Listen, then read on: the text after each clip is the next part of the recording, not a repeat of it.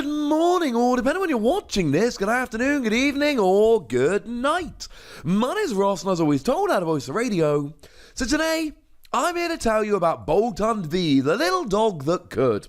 The dog which, frankly, is, well, it's winning, but it's not using many other Pokemon. It's just kind of doing its own thing, and it's working out pretty gosh darned well. And this is a Boltund deck. This is a full-bore Boltund deck.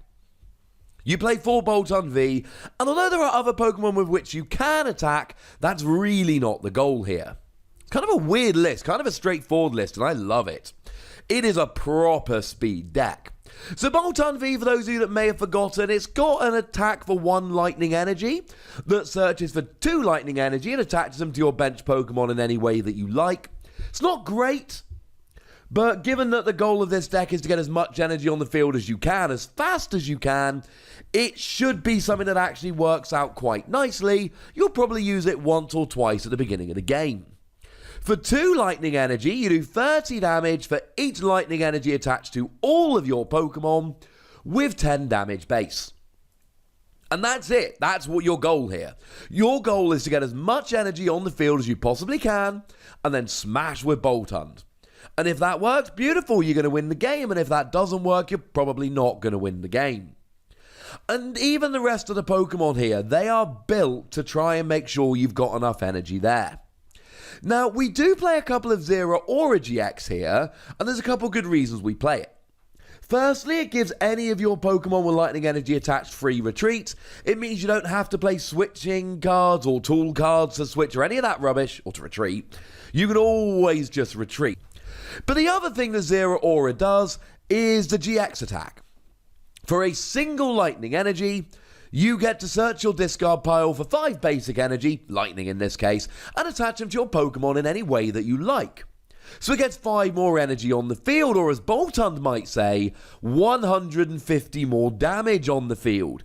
And if you can then start KOing free prize Pokemon because of that extra damage, it's worth it. Even if you give up 2 prizes because your opponent KO'd a Zeraora. And this deck doesn't really play any single prize Pokemon, so it is going to be free KOs for the win. There is an attack that does 160 for free energy, that's fine, but you want to be attacking with Boltund most of the time, that's fairly important. GX attack and ability, that's why we play Zeraora. Now, we're going incredibly fast, so we do need free Dedenne GX here. Discard your hand, draw 6 cards. Firstly, it's fast and that's a good thing. But secondly, you need energy in the discard to accelerate with Zeraora. So Dedenne becomes a pretty gosh darn good option for getting the energy in the discard. And we're playing a bunch of energy here. We're not skimping on energy. Now, there are 2 other Pokemon, and they're both pretty useful. Now, one you should probably have guessed is Tapu Koko Prism Star. It could be your only non-GX attacker. It's not terrible, but in reality here, it's for the ability. You Lost Zone it from the bench, and then accelerate 2 lightning energy, 1 to each of 2 benched Pokemon. Simple as that. It gets 2 more energy on the field, or as Boltund would put it, 60 more damage on the field. Cool. It gets energy out. And there's one other Pokemon we play here which is used to get energy out, and it's Rayquaza GX. There's actually a single copy here of Rayquaza GX. Now, it's mostly for the ability Stormy Winds. When you play this Pokemon from your hand onto your bench, you may discard the top 3 cards of your deck. If you do, attach a basic energy from your discard pile to this Pokemon. It's brilliant. It's just 1 more energy on the field. Now, there is a potential downside here with Great Catcher, because this can be grabbed in the active with Great Catcher, but then again, so can your Dedenne. Your opponent is not going to be going after Rayquaza. It's just not going to happen. So it's just you play it down, you get an extra energy on the field, it does an extra 30. Why do you only play 1? Because you don't want to start with it and it takes up a bench space. But playing 1 for the extra 30 damage is big. You're not going to be attacking with Rayquaza. The GX attack is pretty nice, discard your hand and draw 10 cards, but firstly you want Zero Aura's GX attack to get more energy on the field, and secondly it's for a grass energy and you don't play grass energy. Dragon Break doing 30 damage for each basic grass and lightning energy attached to all of your Pokemon is a weaker version of Boltund's attack, because you don't get the 10 base and it's a free energy minimum rather than 2, but also you don't play grass energy. Simple as that. And of course, the 2 energy is actually really important here because it means that you can have 10 energy on the field, but when it goes down, you only lose 2 energy, so you can basically always have a backup attacker ready because you're trying to get energy on the field. And getting energy on the field, there is no energy acceleration in terms of trainer cards here. There's nothing we've got. Your energy acceleration is Boltund's first attack, Zero Aura's GX attack, and the abilities of Tapu Koko and Rayquaza. But if we think about that for just a second, let's say you use Boltund's attack once, and you use Zero Aura's GX attack, and then you use Tapu Koko's ability and Rayquaza's ability. Well, that's 2 from Boltund, 5 from Zero Aura, 2 from Tapu Koko, 1 from Rayquaza, that's 10. Plus you would have had to have put 1 on Boltund and 1 on Zero Aura. Then you can actually just keep attaching for the turn. And 10 energy is 300 damage. You don't need any other energy acceleration. You might not even need Boltund's attack, to be honest with you. The ideal situation here is that you use Zero Aura's GX attack turn 1 going second, or turn 2 going first. Use your 2 abilities, and then just attack with Boltund for the rest of the game. Bearing in mind that Tapu Koko Prism Star will put 1 energy on 2 Boltund, meaning that at least 2 of your Boltund are essentially single energy attackers, and that's before you start using Zero Aura's GX attack. That's how this deck is so fast and so consistent. It doesn't need to be playing fancy tricks like Rillaboom to accelerate energy, because actually with 1 attack and 2 abilities, you've got everything you need.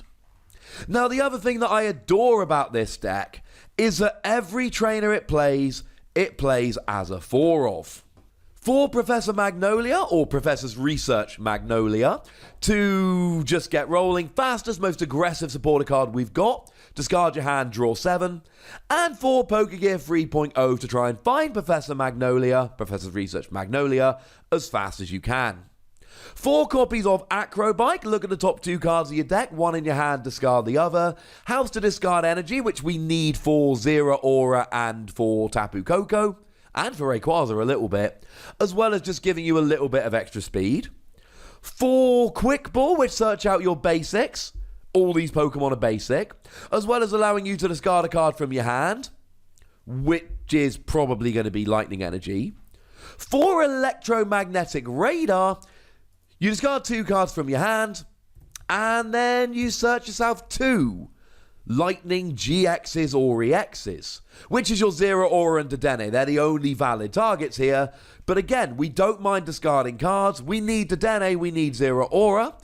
It's very nice for letting you get that turn 1 GX attack. Remember, turn 1, you want a Zero Aura in the active, and you want to make sure that you've got 5 energy in the discard. Remember, using Tapu Koko Prism Star, you can essentially attach to Zero Aura on the bench. You then manually attach to your active, Zero Aura gives it free retreat, and then you can get the turn 1 GX attack. And that's what this deck is built for. We've got 4 copies of Energy Spinner. It searches you 1 energy, but going second on your first turn, it searches you 3.